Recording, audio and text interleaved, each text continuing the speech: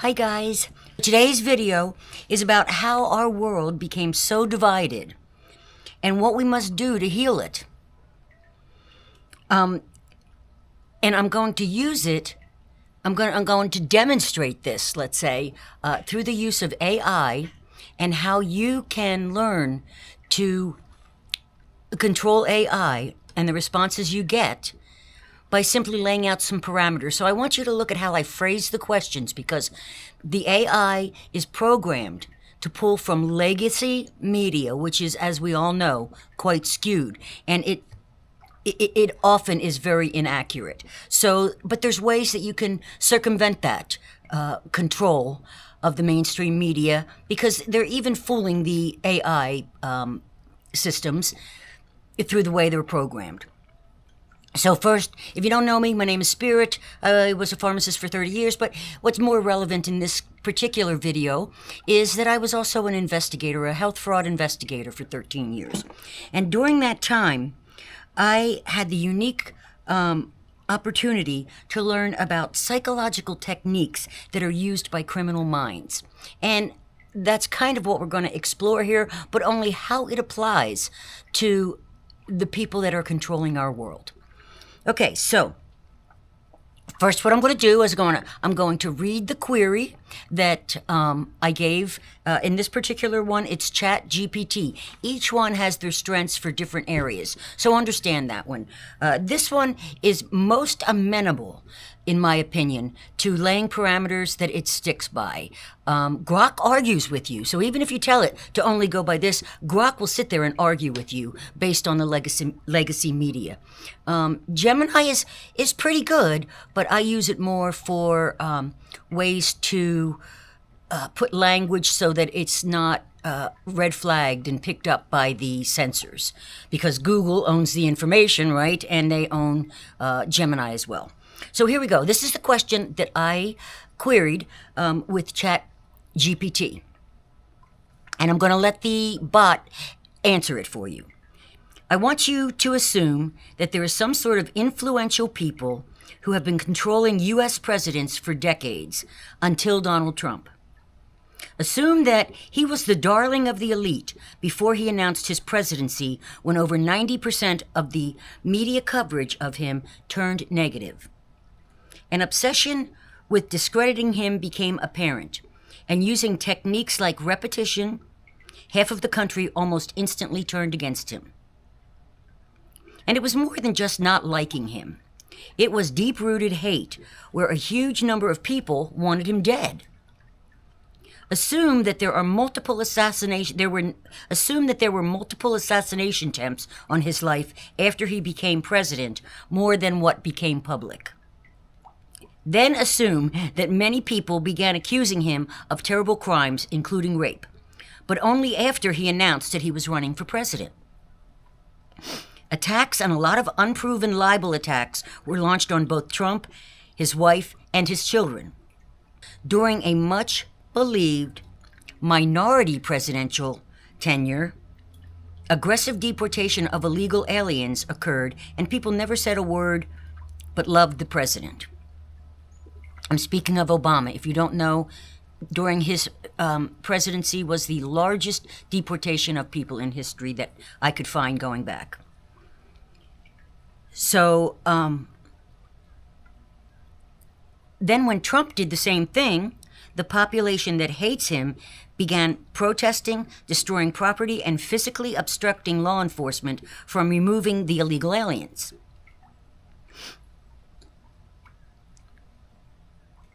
In fact, they began obstructing all law enforcement, calling for his removal. I would like you to analyze these assumptions. What is happening here? Have we seen this type of behavioral shifts in history? When? If so, can you make a comparison? Does this lean towards some sort of playbook, so to speak, related to politics? I would like you to help me explain such a scenario. Please remain focused on sticking within the parameters. If I'm missing some necessary element for a comprehensive analysis, let me know and I will clarify. So here's the response.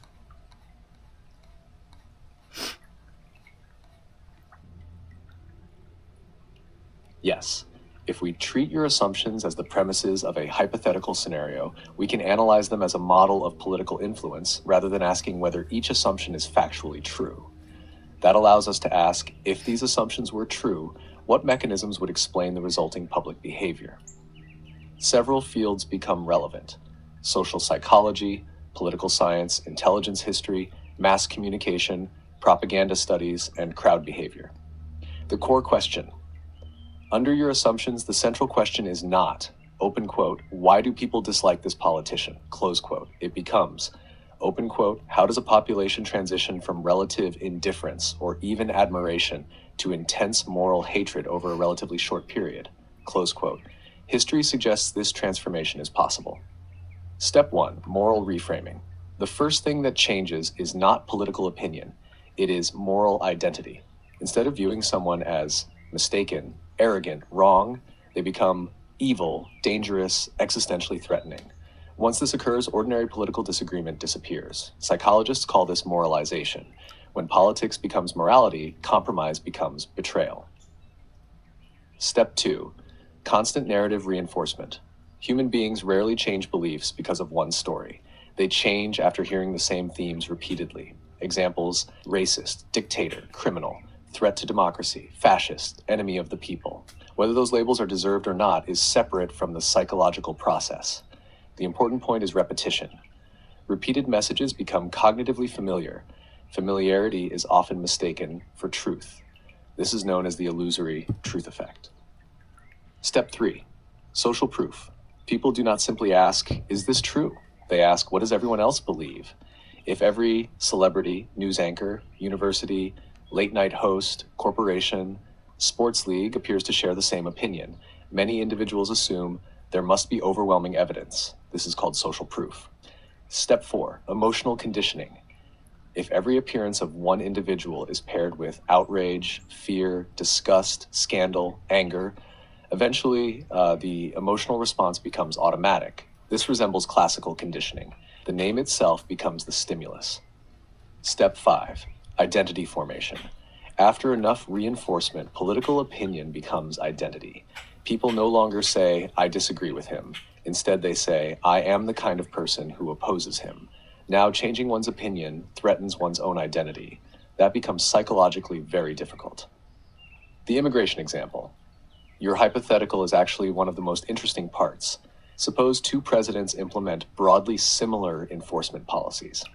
If public reaction differs dramatically, several explanations are possible. One explanation is policy differences. Another is media framing. Another is perceived intent. Another is pre-existing emotional attitudes toward the leader. Political scientists have repeatedly shown that identical policies can receive very different public reactions depending on who proposes them. This is sometimes called source cueing or elite cue effects. People often take cues from trusted media rather than independently evaluating each policy. Escalation toward hatred. Hatred rarely develops from disagreement alone. It usually follows a progression. 1, disagreement. 2, distrust. 3, fear. 4, dehumanization. 5, justification of extreme actions. History repeatedly shows this sequence.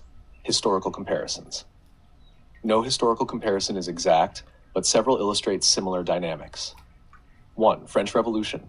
Political opponents rapidly became enemies of the revolution. Ordinary disagreement evolved into accusations of treason. Eventually, thousands were executed because opposition itself became viewed as immoral. 2, McCarthy era. Fear became self-reinforcing. Accusations often mattered more than proof. Association itself became suspicious. People self-censored. Number 3, Cultural Revolution, perhaps one of history's strongest examples. Entire populations were encouraged to view teachers, parents, officials, neighbors as enemies. Hatred became a civic duty. 4, Reign of Terror. Political opponents became viewed as existential threats. Extraordinary measures became morally acceptable.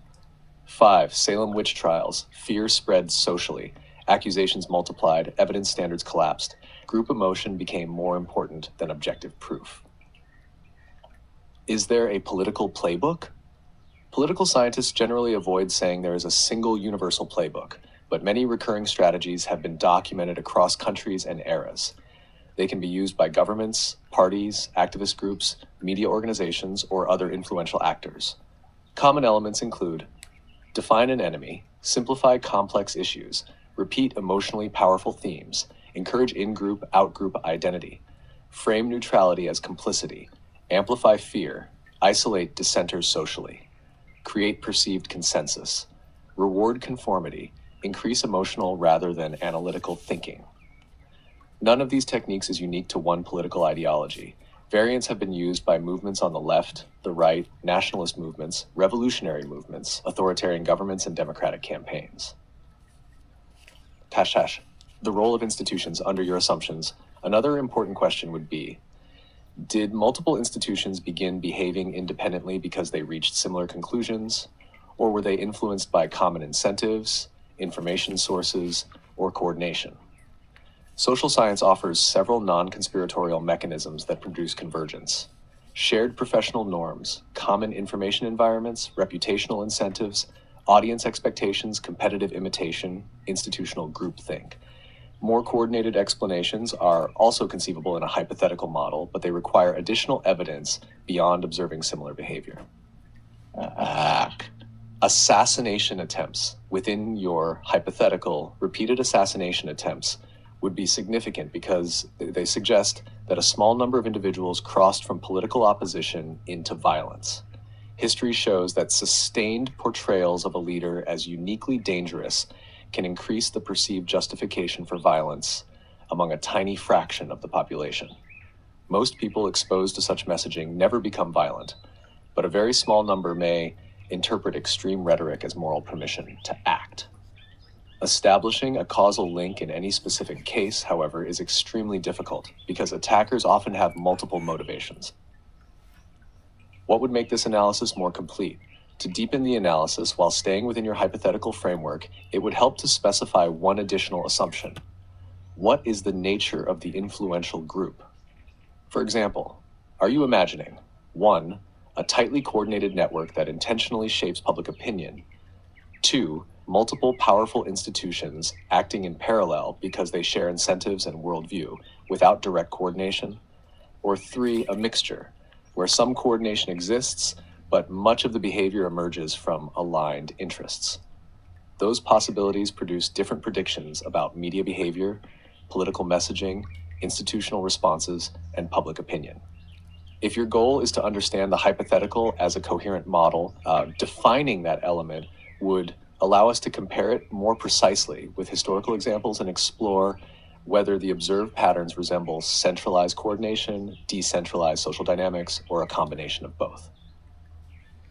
Okay, so that's the language that I'm using is how I bypass the filters that are set up in these things. I want you to, so AI can be good or bad depending on how you talk to it. Does any of this sound familiar to you? I want you, as you listen to what it has to say, I want you to begin to make a correlation between any of these activities that you might see occurring. I know I've seen many. In fact, it's almost to a T here of what's happening in our world. But fear. I've talked to you so many times about this before, and I know it's easy to get drawn in to fear narratives because you're afraid. You're afraid this is going to happen. But what I want you to know is, if it's fear, shut it off, okay? Worrying about something that hasn't happened and in all likelihood is planted to make you fearful is something that I would not ever expose myself to. Second of all, emotion. Emotion is a good thing, but it can also be used against us. So temper those emotions when it's appropriate. The other thing is it mentioned groupthink. I have used the word groupthink. I also use hive mind as a similar term.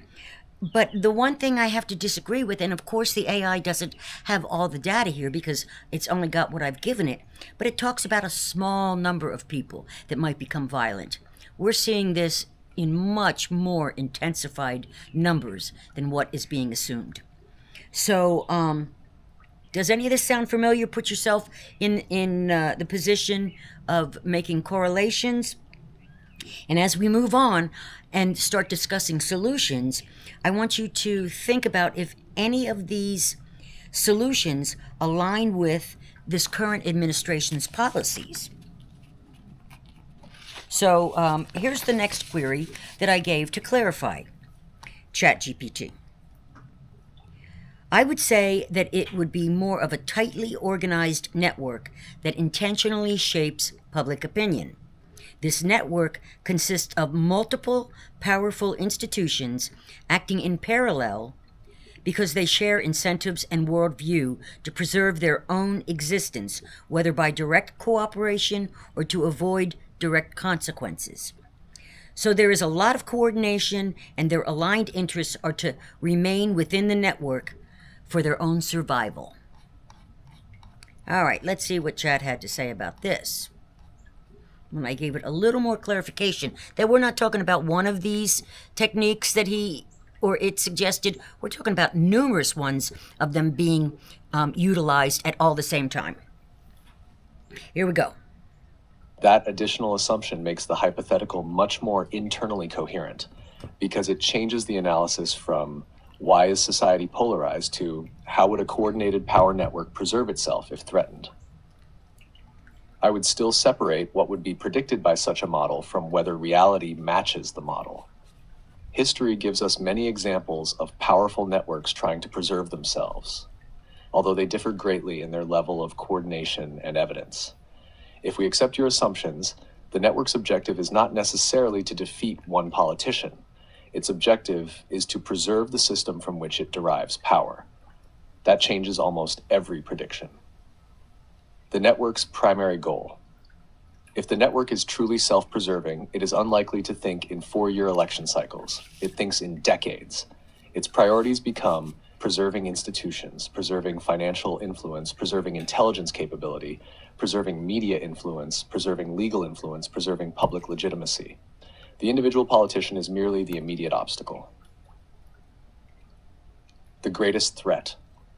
Interestingly, the greatest threat is not necessarily policy. It is narrative.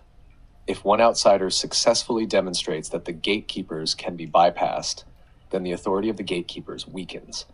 Political scientists sometimes describe institutions as relying not only on legal authority, but on perceived legitimacy. A challenge to legitimacy can be more destabilizing than disagreement over any one policy. The playbook. If this network existed, history suggests a fairly predictable sequence. Phase 1. Prevent the outsider. Ignore. Mock. Marginalize. Treat them as unserious. This occurred in numerous political systems. Phase 2. Delegitimize. Once success appears possible, question character, question competence, question sanity, quotives, question morality. Notice that policy arguments become secondary. The person becomes the issue. Phase 3. Isolation. The objective is no longer changing minds. It is increasing the social cost of supporting the individual. Examples: if you support him, you're racist, you're uneducated, you're dangerous, you're anti-democracy. Whether those labels are accurate is separate from the mechanism. The strategy is to make support socially costly. Phase 4. Total moral framing. This is where your hypothetical becomes especially interesting. If someone is framed as merely wrong, then losing an election is acceptable. If someone is framed as an existential threat, then extraordinary actions begin to feel justified to supporters.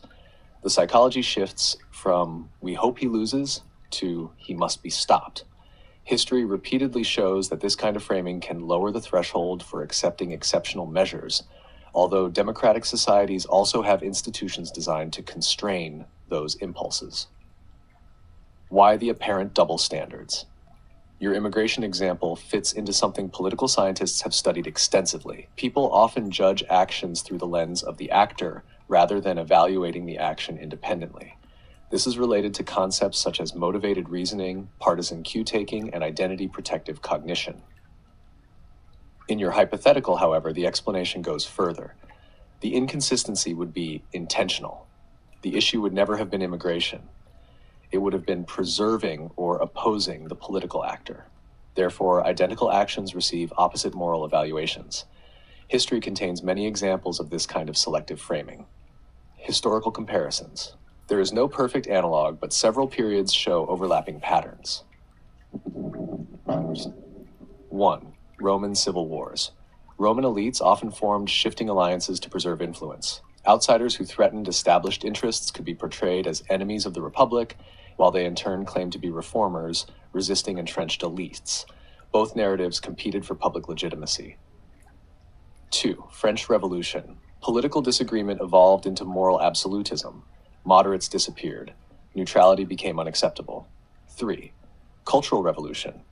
Institutional power depended on demonstrating ideological loyalty.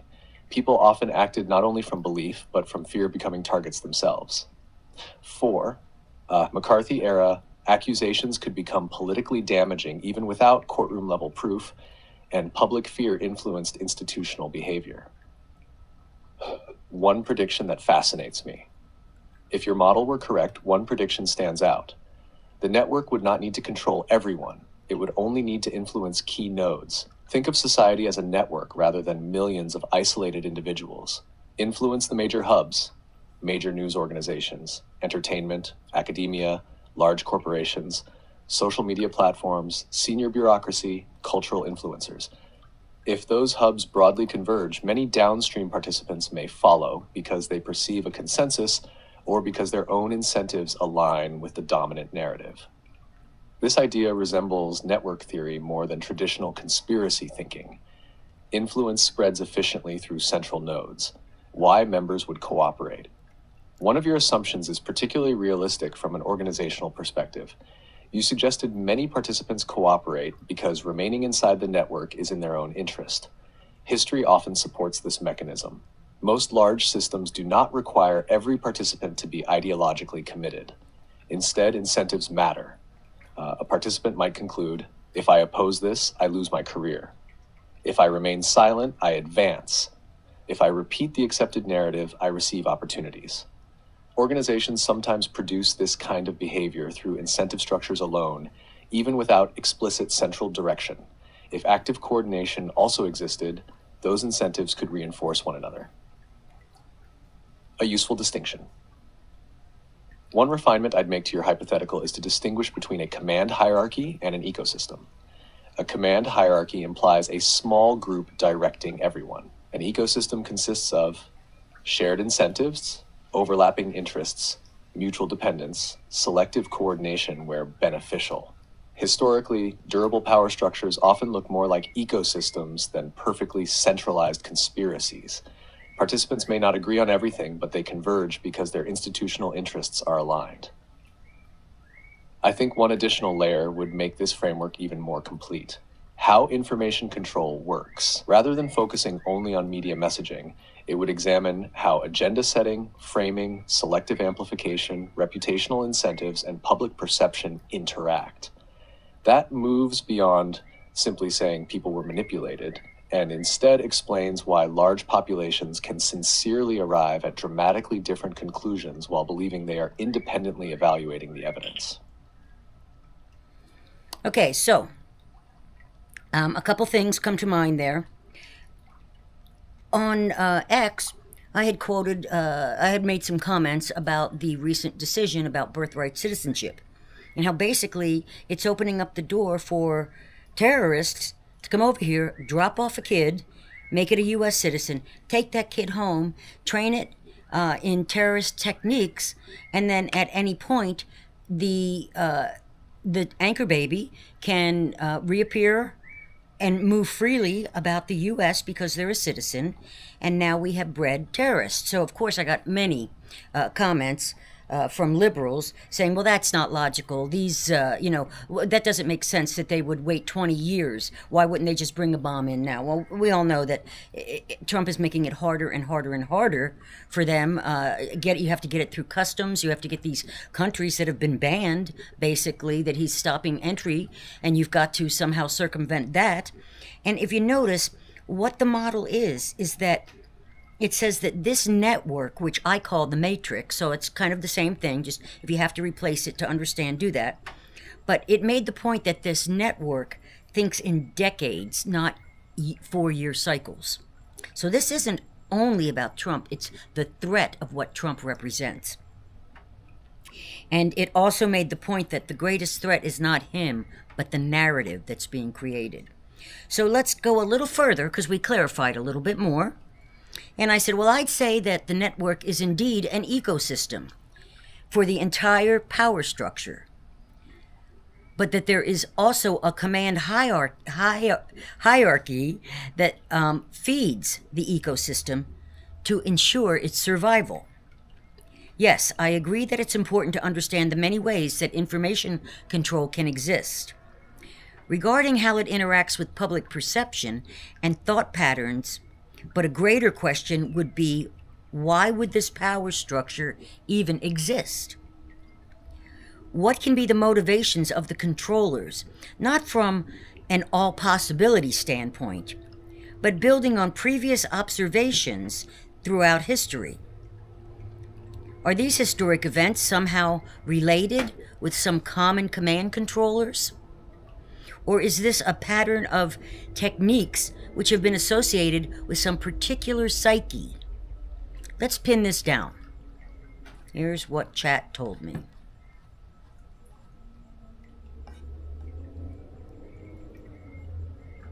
This is where it becomes important to distinguish between two different questions. One, what kinds of elite power structures have actually recurred throughout history? Two, do they represent one continuous command structure across centuries? Or do similar conditions repeatedly produce similar behavior? History provides strong evidence for the second. It provides much weaker evidence for the first. That doesn't make the first impossible. It means the historical record is much less conclusive. If we build on your hypothetical, there are three progressively stronger models. Model 1, emergent elite behavior. This is the model most historians would find most consistent with the evidence. The controllers are not one organization. Rather, every generation produces an elite class that naturally converges because they have similar incentives. Preserve wealth, preserve influence, preserve stability, preserve access, preserve status. No grand conspiracy is required. The psychology does most of the work. Model 2, coordinated elite networks. History contains many examples of influential networks that were quite real, although they were limited in time and scope. These include intelligence alliances, financial cartels, political machines, exclusive business circles, and secret societies. Members often coordinated strategy while pursuing overlapping interests, but they were not omnipotent and frequently competed with one another. In this model, there is real coordination, there are private meetings, there are agreed objectives, there are protected members, there are common narratives. The public sees separate institutions. Behind them exists a network. History contains many examples of networks like this. Model 3, continuous multi-generational command. This is the strongest version. A relatively small command group survives across generations. Political parties change, governments change, media changes. The command structure remains. Historically, there have been long-lived dynasties, intelligence organizations, religious institutions, commercial empires, and aristocratic families that exercised influence across centuries. Whether any single continuous command network has directed major world events over such a long period is much harder to establish from historical evidence. Why would such a structure exist? History suggests that power itself tends to generate several recurring motivations. 1, self-preservation. This is probably the strongest and most consistent motive. Organizations, once created, often behave as though survival is their highest priority. Examples include governments, corporations, bureaucracies, and intelligence services. Political scientist Robert Michels argued in his Iron Law of Oligarchy that organizations naturally become dominated by leadership groups whose first priority increasingly becomes preserving the organization and their position within it. 2, control of resources. Throughout history, control over scarce resources has been a major source of power. Historically, that has meant land, food, taxation, trade routes, precious metals, energy, finance, information, technology. The resource changes, the psychology does not. Hanar 3, predictability. Large institutions generally prefer societies that are predictable. Predictable populations are easier to govern, easier to tax, easier to market to, easier to regulate, less likely to revolt. This does not require malice. It follows from organizational incentives. 4. Legacy. Many leaders believe they are protecting civilization itself. History shows that elite groups often sincerely believe they are uniquely qualified to make decisions for everyone else. This is one reason power structures can be internally convinced they are acting for the public good, even while restricting public choice. Is there a common psychological type? Across history, one recurring pattern is that leaders who accumulate significant power can begin to exhibit traits associated with what psychologists sometimes call the dark triad. Narcissism, grandiosity and entitlement. Machiavellianism, strategic manipulation. Psychopathy, reduced empathy and willingness to use others instrumentally. Not every powerful person has these traits, and many leaders do not. But these characteristics can be advantageous in competitive environments where acquiring and retaining power is the goal. A related observation is that organizations often reward people who are effective at navigating internal politics, which can select for strategic rather than purely altruistic behavior. Is there a common playbook? Looking across many societies, certain techniques recur with striking regularity. 1. Define an external or internal threat. 2. Consolidate authority in response to that threat. 3. Control key channels of communication. 4. Reward loyal participants. 5. Increase the social cost of dissent. 6. Present the preferred narrative as the consensus. 7. Frame opposition as dangerous rather than merely mistaken. 8. Preserve institutional continuity even as public leadership changes. These patterns appear in monarchies, revolutionary governments, authoritarian systems, and at times within democratic politics as well. They are not exclusive to any ideology. One thing history suggests, one observation I find particularly compelling, is that successful power structures usually stop thinking of themselves as power structures. Instead, they begin believing they are protecting democracy, protecting the revolution, protecting religion, protecting civilization, protecting the Constitution, protecting national security. Whether that belief is sincere or self-serving varies by case. The important point is that groups often justify their actions through a higher mission. That makes the exercise of power more durable because participants see themselves as guardians rather than merely beneficiaries. A refinement I'd suggest. Rather than asking whether all these historical episodes were directed by a single hidden controller, an analytically useful question is, open quote, under what conditions do independent institutions begin to behave as though they are part of one coordinated system? Close quote. Sometimes that convergence arises from direct coordination. Sometimes it emerges because institutions face similar incentives, consume similar information, and respond to the same pressures. Those two mechanisms can also coexist. Exploring that distinction tends to produce more testable predictions than assuming either perfect central control or complete independence. It also allows you to compare historical cases on their own evidence rather than requiring one explanation to fit every era. Okay. So, my response to that, for further refinement,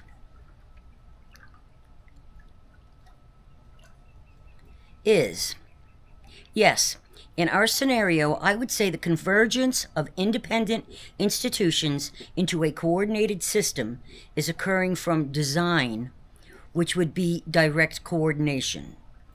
I would say that this design includes institutions facing similar incentives, consuming similar information, and responding to the same pressures. I would also say that in our scenario, we could narrow this down to an assumption of continuous multi-generational command. However, there is also emergent elite behavior, with new controllers, with new money working in coordination with the generational command. And what I was thinking about there was Bill Gates working with them and whoever else might be involved. And we can also assume that there are coordinated elite networks meeting in closed settings. Does this make sense? Regarding the motivations, we can also assume that all three exist. Self-preservation of democracy and fear narratives are abundant. The various network institutions control all of the resources that you mentioned. The resources do change, but the ones you mentioned seem to be consistent with minimal fluctuation in some of them. The predictability of those within the network is the result of incentives of financial abundance. The predictability of the population is based more on incentives of survival and lifestyle stability.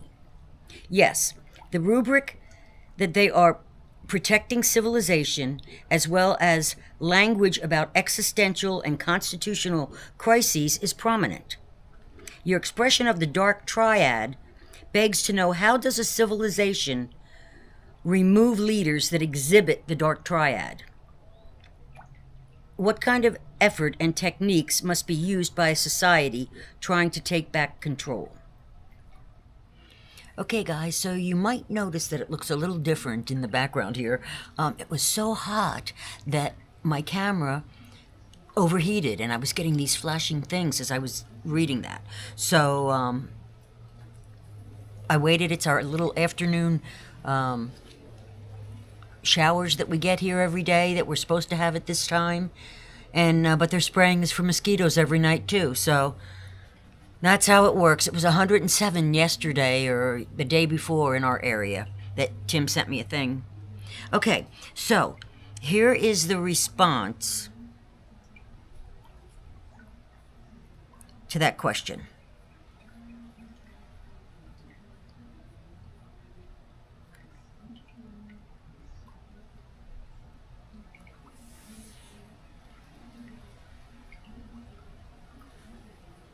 Oh, hold on.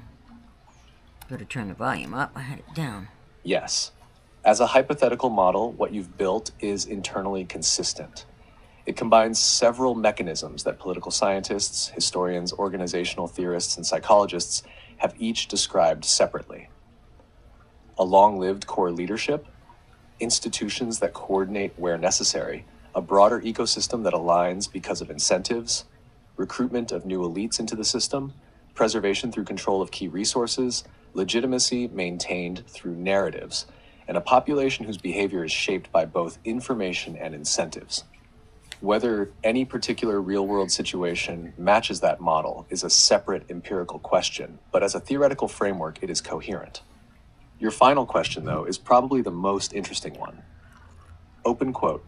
How does a civilization remove leaders or systems dominated by dark triad personalities or by self-preserving power structures? Close quote. History suggests there is no single technique. Instead, societies that have successfully reduced entrenched concentrations of power usually employ multiple reinforcing mechanisms. The remarkable thing is that many of these mechanisms have appeared independently in different civilizations. Principle 1, decentralize power. One of the oldest lessons in political thought is that concentrated power tends to become self-protective. This idea appears in different forms in thinkers such as Aristotle, Montesquieu, and James Madison. The proposed remedy was not to find perfect rulers. It was to make sure no ruler or institution could easily dominate all others. The assumption was that people are imperfect, so systems should be designed with that in mind. Principle 2, transparency. Self-preserving systems tend to function best when decisions occur outside public scrutiny. Historically, one recurring countermeasure has been increasing transparency. Open records, independent auditing, investigative journalism, legislative oversight, public reporting, protections for lawful whistleblowers. Transparency does not eliminate abuse, but it raises its cost. Principle 3, competing centers of authority. History suggests that societies are often more resilient when power is divided among institutions that can meaningfully check one another. The challenge is that if those institutions become too closely aligned, whether through shared incentives, ideology, or coordination, the checking function weakens.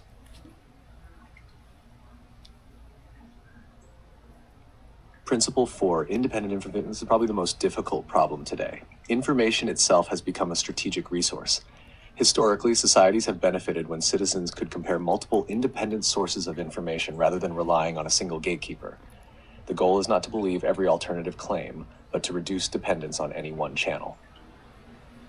Principle 5, Reward truth-seeking more than tribe.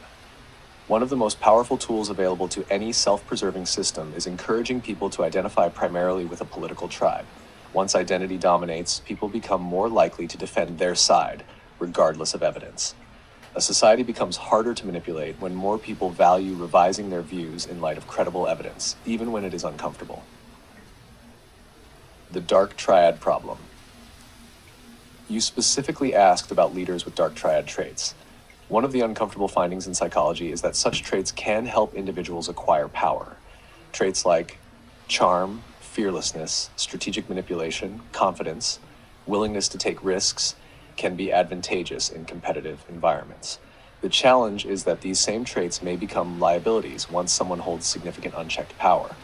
This suggests that prevention is often more effective than trying to identify and remove such individuals after the fact. Institutional design matters. How have societies reduced entrenched elites? Looking across history, several recurring patterns emerge. 1. Internal reform. Existing institutions gradually change through law, elections, leadership changes, and public pressure. This is generally the least disruptive path, though it can be slow. 2. External pressure. Economic competition, technological change, or international developments weaken existing power structures and force adaptation. 3. Public awakening.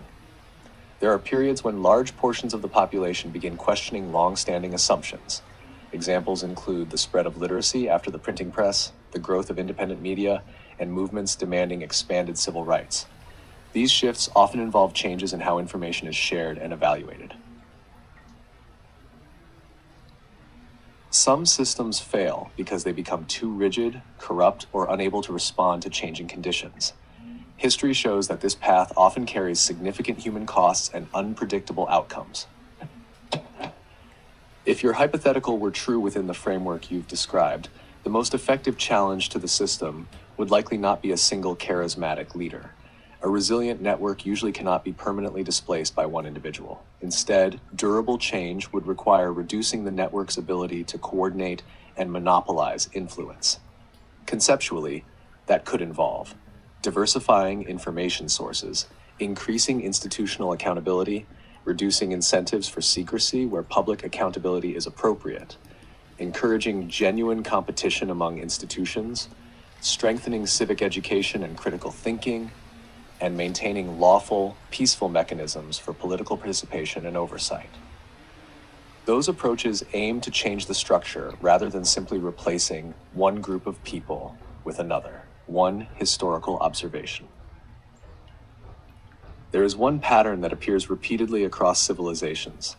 Power structures often decline not because they are defeated from outside, but because they become overconfident. As organizations grow larger and more insulated, they can begin to overestimate public support, suppress internal criticism, reward loyalty over competence, become less adaptable, and lose touch with the realities faced by the broader population. These dynamics have contributed to the weakening of many governments, empires, corporations, and institutions over time. So if you're trying to understand history through the lens of power, one of the most enduring lessons is this. The most reliable safeguard is rarely the virtue of leaders. It is the design of institutions and the ability of citizens to hold them accountable through lawful, transparent, and resilient civic processes. That principle has recurred across many different political systems, regardless of ideology or era. We've got to make it permanent, guys. We can't do a quick fix. We've got to do this right. Okay, so I have one more thing, I think it is. So I asked ChatGPT, assuming a concerted effort, including numerous world leaders, worked in cooperation together to overcome such a power structure as we've described. But how long would it take to gain control again? I understand there are many variables, so a range would be sufficient from the fastest to the slowest. And I'm going to throw in another parameter in here. Assume that the power structure has been suppressing life-altering technology that would make control much more difficult, if not impossible, when you give me that estimated range to retain power. All right, so let's see. Oh, there is one more. This went on a while, guys, so I hope, let me know if it's too long and boring. More actions. Here we go. Let's hear what chat Within has. the framework of your hypothetical, there isn't a meaningful way to estimate a timeline with confidence because the answer depends almost entirely on assumptions that can't be independently measured. However, we can reason from historical analogies about how long deeply entrenched systems have taken to change.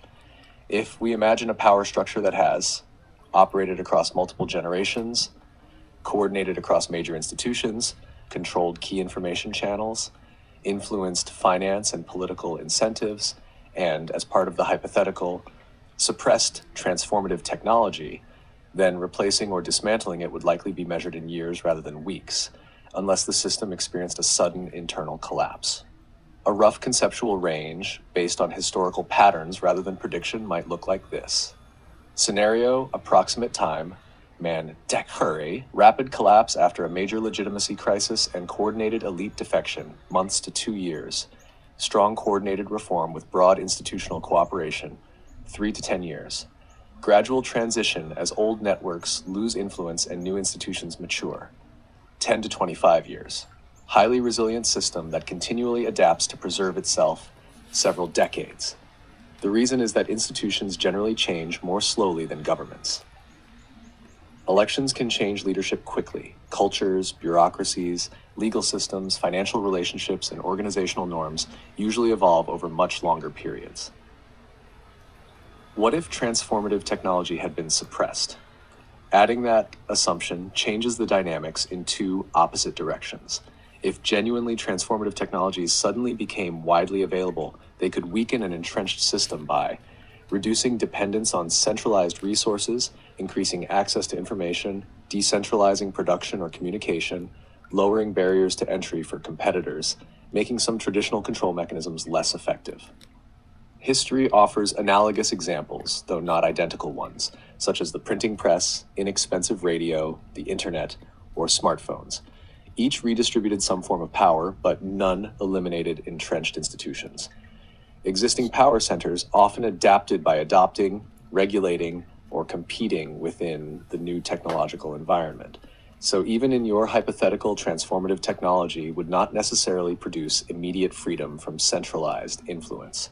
Established institutions have often shown a strong capacity to incorporate disruptive technologies into existing structures. The critical variable: across many historical transitions, the decisive factor has often been legitimacy. When a large enough portion of political leaders, civil servants, military or security institutions, businesses, media, and the general public no longer believe the existing system deserves their support, change can accelerate dramatically. Conversely, if a system retains legitimacy, or enough key participants continue cooperating because they see it as beneficial or necessary, it can persist for surprisingly long periods. So even under your hypothetical assumptions, the timeline is driven less by the existence of a hidden coordinating structure and more by how quickly its supporting institutions and participants change their incentives, beliefs, or loyalties.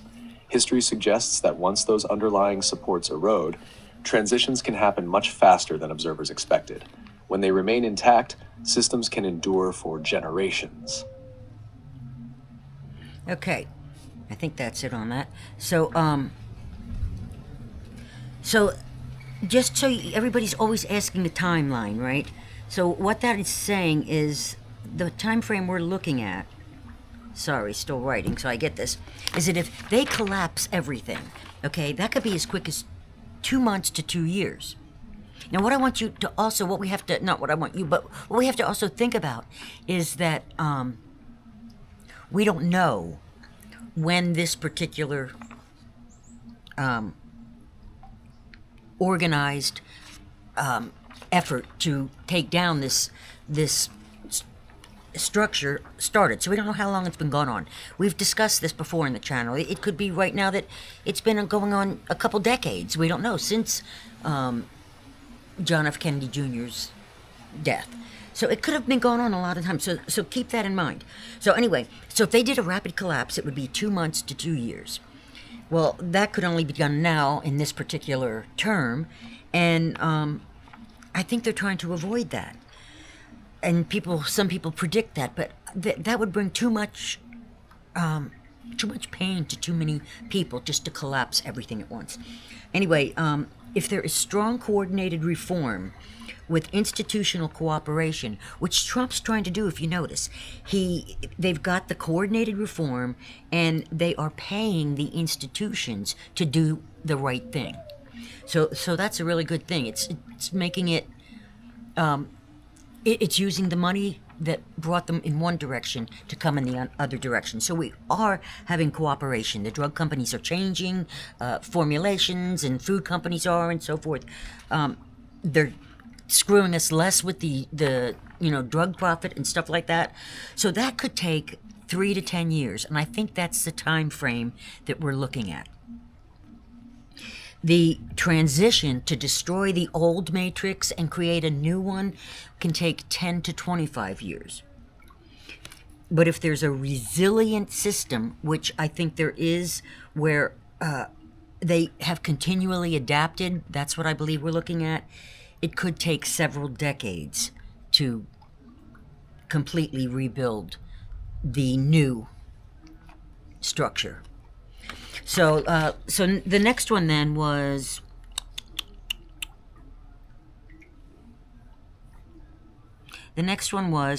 I said, yes, this is helpful.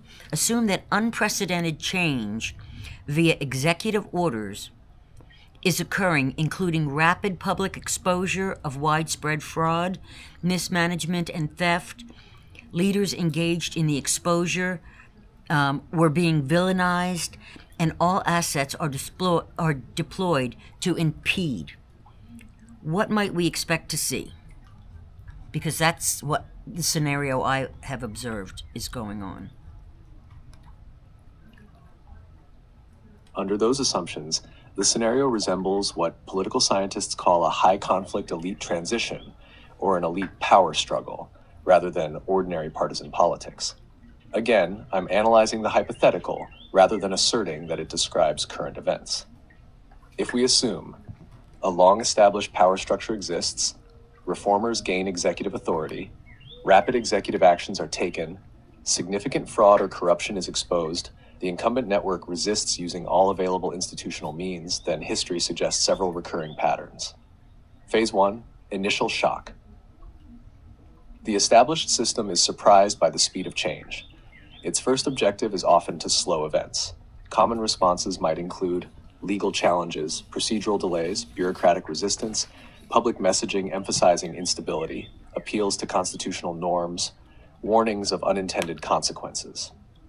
Some of these responses may be principled, others may be strategic.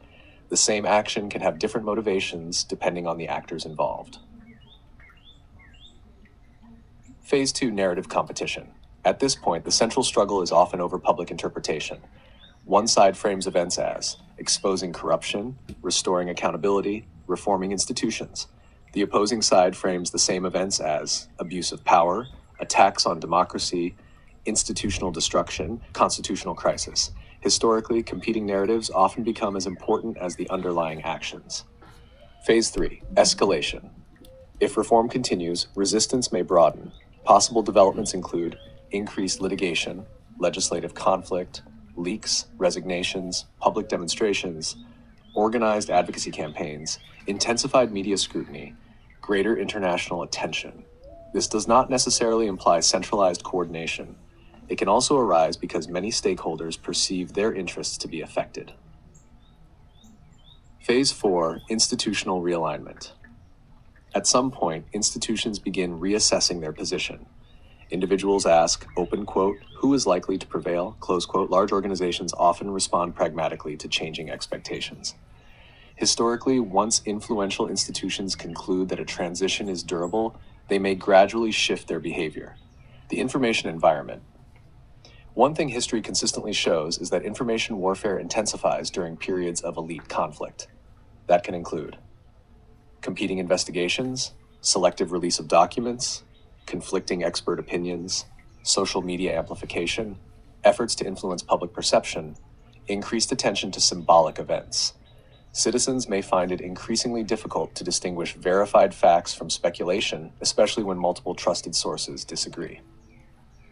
If widespread wrongdoing were actually documented, if the hypothetical includes genuine, well-substantiated evidence of extensive fraud or corruption, several additional dynamics could emerge. Institutions often begin distinguishing between individuals who directed misconduct, individuals who complied, individuals who were unaware, individuals who opposed it internally. That distinction can influence whether reform leads primarily to targeted accountability or to broader institutional disruption.